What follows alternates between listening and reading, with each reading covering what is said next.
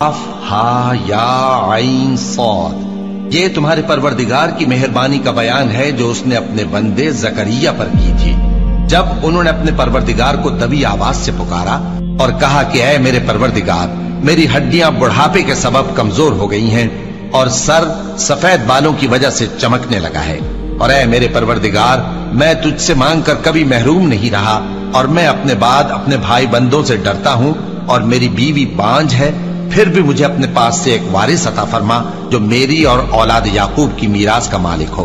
और ऐ मेरे परवरदिगार, उसको खुश अखलाक बनाइयो। फरमाया, ऐ जकरिया, हम तुमको एक लड़के की बिशारत देते हैं जिसका नाम याहिया होगा।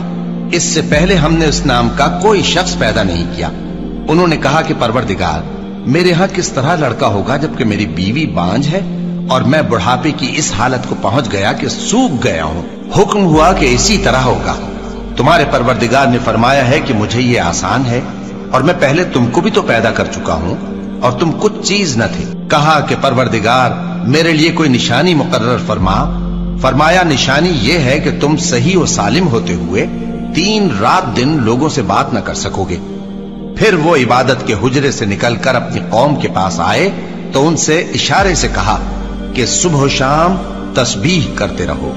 फरमाया, ऐ याहिया, हमारी किताब को मजबूती से थामे रहो।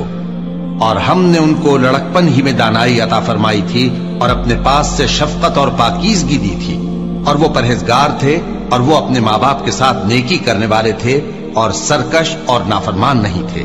और जिस दिन वो पैदा हुए और जिस दिन वफात पाएंगे और जिस दिन जिंदा करके उठाए जाएंगे, उन पर